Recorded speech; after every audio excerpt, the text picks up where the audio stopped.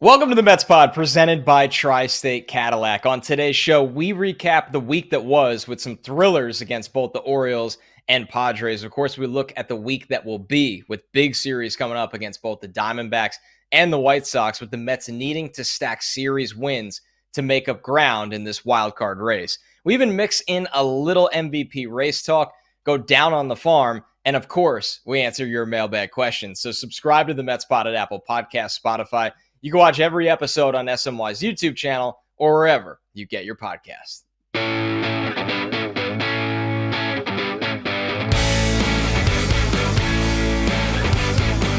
What's up, everybody? Welcome to the Mets Pod presented by Tri-State Cadillac. Visit your Tri-State Cadillac dealer today and make sure to subscribe to the show at Apple Podcasts, Spotify, or wherever you get your pods. If you'd like to drop us a review, please drop us a mailbag question with that review and watch us on YouTube because, of course, you could always put your questions in the comments under the show there as well. I'm your host, Connor Rogers, joined as always by my co-host, Joe DeMayo. And Joe, a wild week that was. Walk-offs on both sides for the Mets, against the Mets. It felt like the Mets were so close to taking 3 out of 4 from the Padres and gaining a game on the Braves on a day the Braves lost to the Nationals. But the bullpen comes up short. They can't hold on to the lead for Quintana. So it feels like the week that was ended in a massive disappointment, despite having a really impressive start. Look, pulling off 2 out of 3 from Baltimore, and they weren't the prettiest games. We have talked about that, offline, but it wasn't the prettiest games, but they managed to come through at the end. Obviously, Alvarez with the huge walk-off and Jesse Winker with the other walk-off. The San Diego series is, 2 dominant wins by the Mets. One, they got beat up. Paul Blackburn didn't have his best stuff, which is a guy that obviously needs to have his best stuff to perform. And then he gets hit on the hand and somehow avoided a fracture. So it seems like he may only miss the minimum time. But there's no way of sugarcoating that Sunday's loss was a real difficult one. As you mentioned, Connor, the Braves losing that game against Washington. So you have the opportunity to make up another half game. And I mean, at the end of the day, though, the best relievers the Mets have to offer, the Padres hit them. I mean, Jose Butto came in. He gave up the 2-run home run. Edwin Diaz gave up the walk-off home run to Jackson Merrill, who on last week's show, all we said was Jackson Merrill comes up in big spots, and he just happened to do so on Sunday. So a frustrating, difficult loss, and changes the vibe of what this last week was. If they pulled off 3 out of 4 with San Diego right after 2 out of 3 with Baltimore, we'd be singing a real optimistic tune today. Joe, the Mets have put themselves in a position now where I feel like, and I'm guilty of this all the time, right? Where when they drop a game like that, it truly feels like the season is over. But you do put in perspective that they took 2 out of 3 from a really good team against the Orioles. They obviously split with the Padres in a series they should have won. It's hard to walk away and be like, oh, I feel so good that they're playing good baseball against upper level competition when they desperately need every win they could possibly stack. But you look at it like this right now, and maybe some Mets fans don't want to hear this, but this is how you have to look at things if you want this team to make the playoffs. If they take 2 out of 3 against the Diamondbacks, who admittedly never lose, but people were saying the same thing about the Padres, and the Mets had them on the ropes for 3 out of 4 instead of 2 out of 4. If they take 2 out of 3 against the Diamondbacks right now, and then handle their business against the White Sox, which, let's be real, the Mets' issue this year has not been playing up to the Braves, the Orioles, the Padres. That hasn't been the Dodgers way back when. That has not been the Yankees. They're 4-0 against the Yankees. The Mets' issue is not taking care of business against the Marlins earlier in the year, against the A's, against the Rockies. And I understand the Angels. Some of those teams have gotten hot in the second half out of nowhere. It's almost inexplicable. But this is the time where you can only control the series ahead. And the Mets have an opportunity that if they take 2 out of 3 against the Diamondbacks and then handle their business against the White Sox, this wild card race will start to look different. I know it feels like the Braves haven't had that losing streak in a while. They've started to play a little bit above 500. But I think when it comes down to it, this entire year is going to come down to the series, the second to last series against the Braves of the season. It's the second to last series of the season. The Mets will control their own fate. It's all about positioning themselves to do exactly that. And they're playing a little bit above 500 baseball. It feels like they need to crank it up just one notch, not three notches like we're all living and dying with right now. Right. And I completely understand, the fan reaction Me every too. day. I feel it. You want, yeah. I mean, we talk about it, right? And the reality here too is, while it does feel like that was just such a crushing blow, Sunday's loss, it's not ideal, but the Mets are still only 2.5 out of a wild card. I mean, it's not as if, they're trying to gain 5 games with, 31 to go. I think, as you said, Connor, those last couple series, Mets having Atlanta and Milwaukee, and Atlanta having the Mets and Kansas City, I think those are going to really, truly tell the way this all shakes out. Because I don't expect either the Mets or the Braves to have a collapse type of September or an undefeated type of September where they just kind of pull away. But the Mets, to your point, have stepped up against the better teams. So facing the Diamondbacks this week, I feel like there's no reason why we shouldn't expect the Mets to take 2 out of 3. I know Arizona is obviously playing really well. Mets will miss Zach Gallen, so that's one small positive to take out of it. They won't have to face him. And then, as you said, falling down to Oakland and losing series to Washington and the Angels and the Marlins, the Mets cannot slip up against the White Sox. They have to take 2 out of 3. Ideally, you sweep. I don't ever operate in a mindset that you have to sweep somebody, but it has to be bare minimum 2 out of 3. Ideally, you're sweeping. And as you said, then we circle back on next week's show, and maybe the Mets are a game out of the wild card. Or you know what? The Braves don't have an easy week themselves. Go ahead and look at who they're playing. They have 3 at Minnesota and then 4 at Philly. So it's very possible that, if the Mets have a good week and the Braves kind of slip up a bit, maybe we're tied here, when we record next week's show. So it's every day counts. There's 31 games remaining, so every single one truly matters, and the Mets need to avoid those slip ups in games that they should win. And we'll say it right now. I mean, we are, and the Mets as a franchise are witnessing maybe a historical season at the shortstop position from Francisco Lindor right now. And listen, the Mets have their shortcomings. The bullpen, it's the perfect example, right? Before we transition to Lindor's greatness, because we're kind of coming out of the week that was. The bullpen, Joe, the 2 guys that have been very, very consistent as of recent have been Jose Butto and Edwin Diaz. Now, Diaz has not gotten to pitch a lot, which he's spoken in the past is something that he does not like. He's a guy that likes to stay warm and pitch consistently. And listen, here's the good news. The Mets won a lot of blowout games, right? Like we'll take that. The Mets won 2 blowouts against the Padres. So, and Butto, he's not going to be perfect, right? Eventually, there's going to be some cracks there. No reliever is. Daniel Nunez is back, who has been absolutely incredible for the Mets. It's good to see him healthy. But the Mets have been a team that in those crunch time games, it feels like the only 2 guys they could go to that entire stretch when Nunez was out was Jose Butto for multiple innings and Edwin Diaz. And it felt like, while Maton has had his moments and all of those things, it felt like a lot of those guys were just so up and down roller coaster. And then you get to a situation where you knew that eventually Butto and Diaz are going to have a bad day, and they both had their bad days on the same exact day. That's baseball. That's how it's going to happen. Yeah. But that's why, Joe, it's so important to find somebody else that can get really key outs. And, I mean, Nunez is the Mets' best hope for that in this critical stretch run. They're going to throw him in every high-leverage situation they can, I think.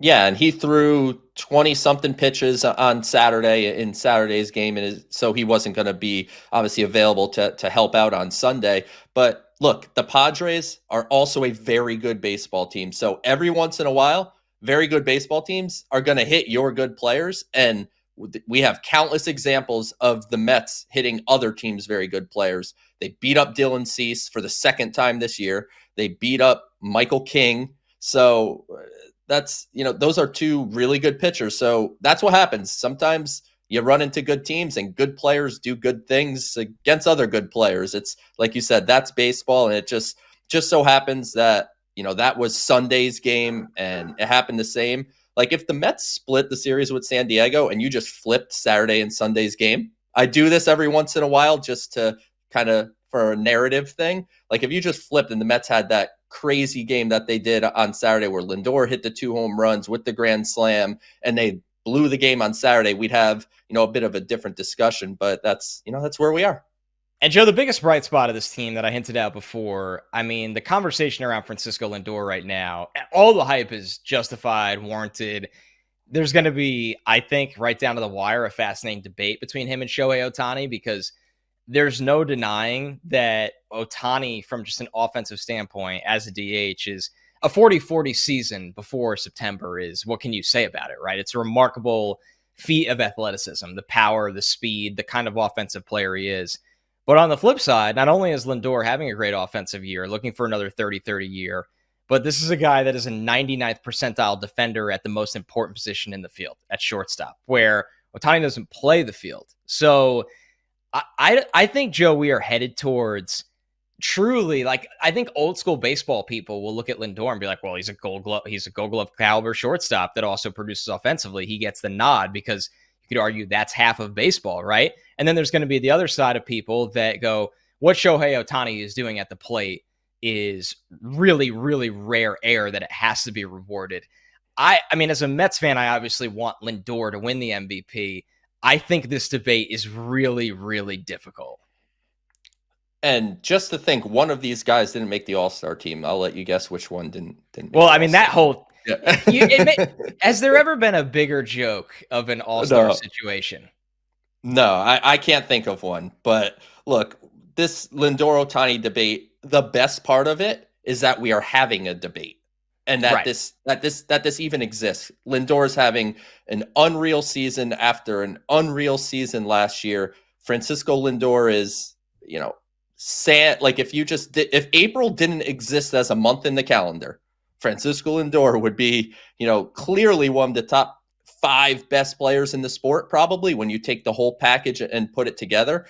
This, where the debate is fun, is how much does defense get valued by voters, right? Like that's the whole topic, right? It's like how much defense makes up the ground from Lindor's offensive numbers, which are great, to Ohtani's, which are in a category of its own. Yeah, Lindor is almost lapped in every single offensive category by Ohtani, except for doubles. Lindor has more doubles than him, but everything else, Ohtani has way more homers, way more RBIs, way higher average, way better on base. Like everything is not close except for doubles offensively. And what this award has become is the best player award. It is not the most valuable player award. That's right. If the Dodgers lost Ohtani, the Dodgers are still going to be really, really good.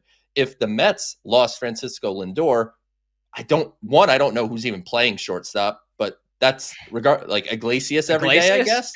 Yeah. But so from a value standpoint, the Mets offense would crater to a pretty big degree without him. So from the perspective of what the award should be, which is most valuable player, I think Lindor has as good a case as Ohtani does. If it's best player, these voters are going to have to weigh defense and offense essentially equally in order for Lindor to catch Ohtani. And I know, in sports books and things like that, Ohtani is just so far and away the favorite that it feels like he's going to get the award.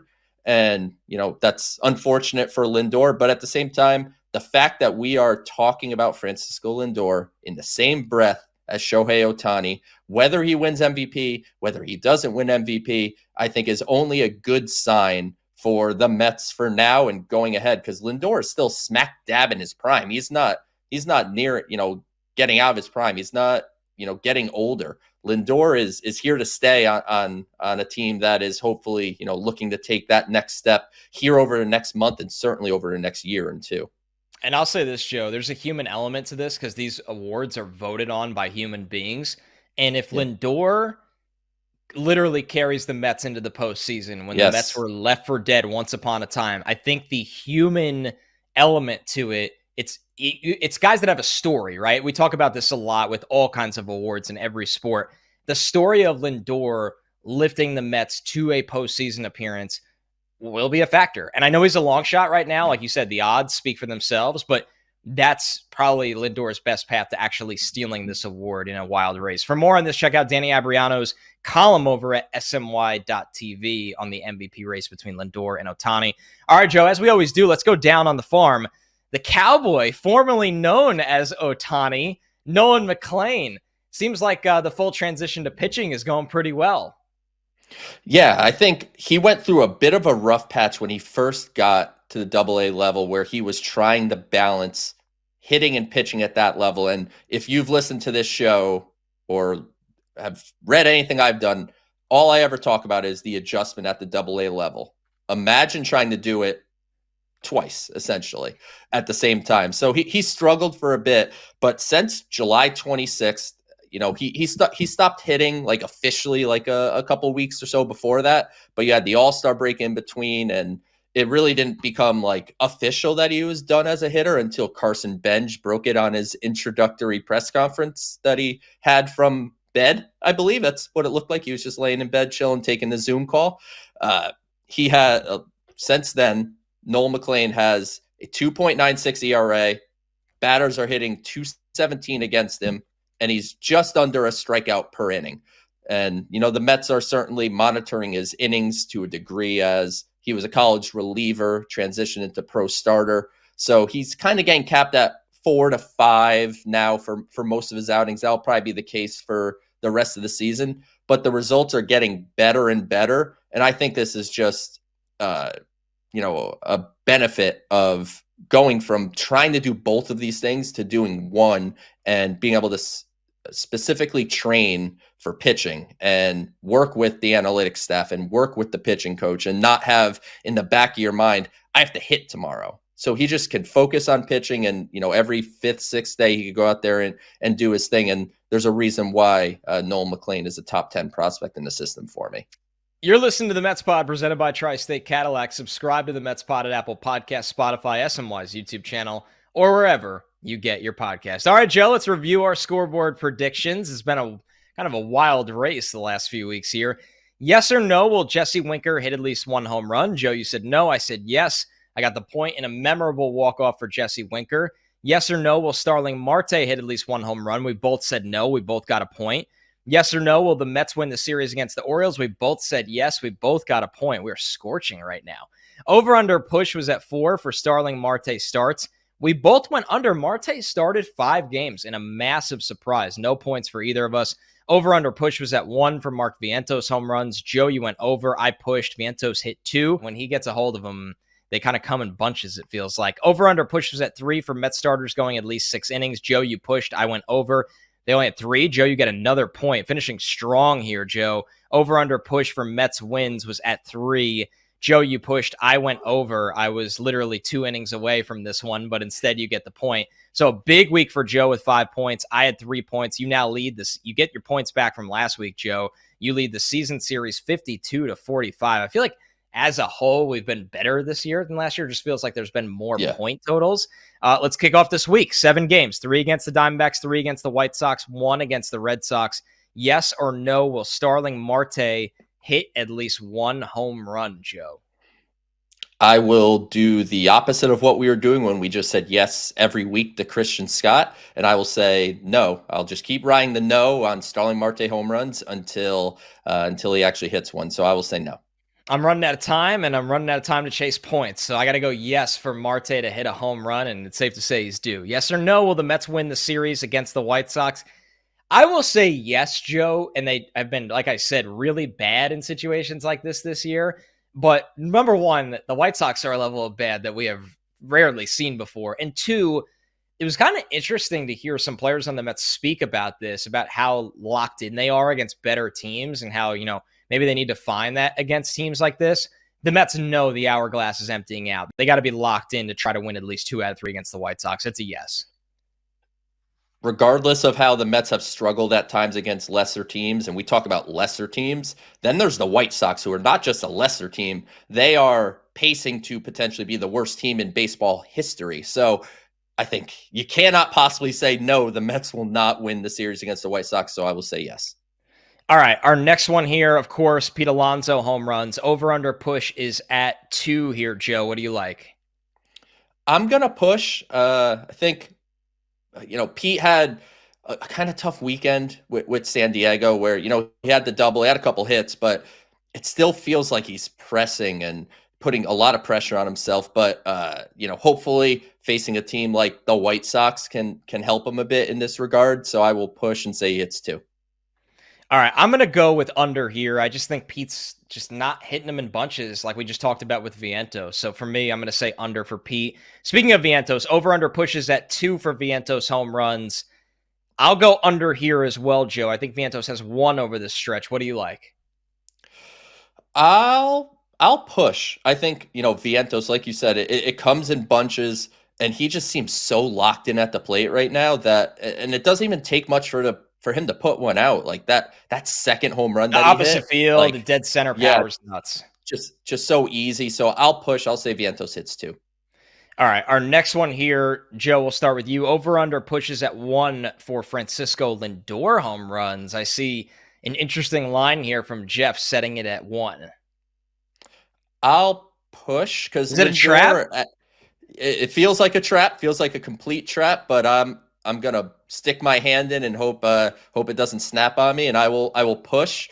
Lindor, unlike a guy like Vientos and historically Alonso, it doesn't seem like he hits home runs in bunches. He just kind of gets them sporadically throughout the year. So I'll just push and say he hits 1. I'll take the over for Lindor. I like that. Number one, he plays every day and he leads off, so you're getting more at bats than all the other players we go through on this list. I think he can get a hold of 2 throughout this stretch, and he's just so locked in. Over under pushes at 5 for David Peterson innings in this next start. Joe, right now, I have to take the over. He's lined up to pitch against the White Sox. He's been pitching deep into games, and credit to David Peterson. He's been a real bright spot of this team. Well, that's where this gets interesting. The Mets said, I don't know if I've missed them officially announced that Peterson's pitching against the White Sox, but his day actually lines up really with the Diamondbacks. But am I off by a day? Maybe I'm off by a day.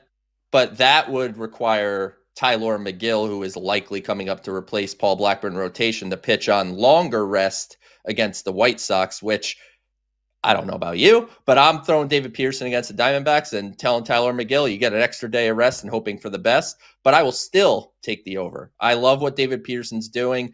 Over the last 3 years, I tweeted this yesterday, ERA of 3.8 in 2022, ERA over 5 with a bad hip in 2023, needs surgery, comes back this year, ERA below 3. David Peterson is, he has proven not only that he is a capable big league starting pitcher, but he's proven as he's a guy that, we might almost have to put in pen into the 2025 rotation. Over under push, Joe. You close this out for us with the leadoff here. Mets wins, of course. It's set at 4 in the 7-game stretch we have here. I mean, the Mets, it's one of those things we talk about this, that we want the Mets to start playing better ball, like they're playing around 500, a game over 500, where things need to change. I will say it doesn't change too much this week. I will push at 4. I think 4 is a good number. And, if they sweep the White Sox, I would certainly like their odds of hitting the over if that's what you want to take, but I'll push. Yeah, I'm going to take the over once again, chasing some points here. I think they win around 4 to 5 games. So I'll take the over for the Mets. And man, they almost got to. They got to win at least 4 here. If they can get to 5, it kind of changes their playoff picture significantly. So we'll see where the scoreboard goes from here. Let's close out the show with some mailbag question. Jemama's House, a 5-star review on Apple Podcasts. Thank you, Jemama's House. Why are people talking about 30-30 and 40-40 as if it means the same thing as it did prior to the larger bases and limits on throwovers? Comparing a 40-40 guy from today to someone going 40-40 a decade ago seems absolutely absurd to me. What do you guys think? This is, Joe, we haven't really talked about this a lot, but it is a great point that the base stealing era today with the rules is at least a little bit different, but you can argue it's significantly different. Yeah, I think it's a great point, but this is how sports debates and things like that work. Everything is eras, right? Like it's Jordan versus LeBron. It's who's the best pitcher you've ever seen, who's the best hitter you've ever, like these kind of things. Everything is era based to a degree. I wouldn't be, in a spot where I'm comparing, someone's 40-40 season to someone's 40-40 season from 20 years ago. But look, the numbers are the numbers, and what do we do? Like what is I guess my question back to Joe Mama's house here would be, what's the answer? Is it like, is 50-50 equivalent to 40-40 now? Does it have to be 60? What is the barometer that kind of evens the playing field? Because there's no question that the new rules are a benefit, especially in the stolen base category. But to me, it feels in a lot of ways, obviously a little different, but in a lot of ways, like just everything is just era debates to a degree. So we've gotten a lot of this question, Joe, and this is, for Matty Rolls kind of asked this, and I'll read Castel Ortiz, but it's the same kind of question. Which position player and pitcher do you want to see the Mets call up September 1st? Beatty's injury eliminated one apparent choice. Yeah, so the roster will expand on September 1st, where the Mets can carry, and all teams, not just the Mets, though that would be great. I wish it was only the Mets that could get extra players, but your roster expands from 26 to 28. One of those can be a pitcher and one of those can be a hitter. And right now on the hitting side, we had been talking on this show for the last couple of weeks that Brett Beatty was trending towards that being his thing, is that he would come up and he would fill some kind of role. He got hit by a pitch, fractured his finger, and he is out 4 to 6 weeks. So obviously he is not an option to be the September call-up. If you wanted to operate solely on what is on the 40-man roster, your only two options are Luis Angel Acuna or DJ Stewart. With that said, the Mets have an open 40-man roster spot. So if you want to talk about a Luke Ritter, you can talk about a Luke Ritter who's had a great year at AAA, can kind of play all over the place, and maybe he warrants, a look as a backup player. Drew Gilbert has homered in 3 out of the last 5 games. He's starting to look more comfortable. My question there would be, I don't want to call Drew Gilbert up to just hang out with the team and be on the bench and be a defensive replacement. You already have like Tyrone Taylor as that. That's what Acuna would feel like. And I'd be a lot more okay with it with Acuna because he has that stolen base factor where he can be a late game, Luis Torrens gets on base. You throw Acuna at first, Terrence Gore, right? Let Luis Angel Acuna be our Terrence Gore that could actually hit a little bit. So I would lean Acuna for just, I think, the versatility he could provide, the stolen base threat. But I would understand Ritter. And if you want to talk Gilbert, because I saw a lot of you in my Twitter mentions when I posted Gilbert's home run yesterday about having him be the call-up, the only way that makes sense is if you plan to split time with him and Harrison Bader in center field. And I'm unsure if that's something the Mets want to do. And then on the pitching side, I don't think much is going to change, right? Because Tyler McGill is going to come up later this week. They're going to send down a reliever for Tyler McGill. I think you just bring that reliever back up, and that kind of solves it. But where we should keep our eye on, because September call-ups are not permanent. It's not like you call up Acuna and you call back up Huascar Brazoban, and those are your September call-ups, and there's no changing. You could send down, call up, whatever you want to do. Let's keep an eye on Christian Scott's recovery. I think he is trending in the right direction, and I think it's a possibility that he could be, an impact in the bullpen or, the rotation if you really needed it sometime in September. And The Athletic wrote an article, I believe it was last week, mentioning that the Mets are not ruling out Kodai Senga for the last week of the season. They'll need him. I think the pitching side is in flux, right? That I think that has the opportunity to change. And you could swap out relievers. There's a lot of things you could do, but on the offensive side, I would lean Acuna right now. This is the Mets Pod presented by Tri-State Cadillac. Visit your Tri-State Cadillac dealer today. Remember to subscribe to the show at Apple Podcasts, Spotify, or wherever you get your podcasts. Leave us a review with a question like we answered today. We pull questions from the 5-star reviews. We pull them from Twitter. We pull them from the YouTube comments. At PSL The Flushing, Joe drops a tweet every single week. And like I said, you can watch on SNY's YouTube channel, become a subscriber over there as well. A huge week for the Mets, a huge week for our Scoreboard showdown as the wild card race continues. Thanks so much, everybody. We'll catch you next week.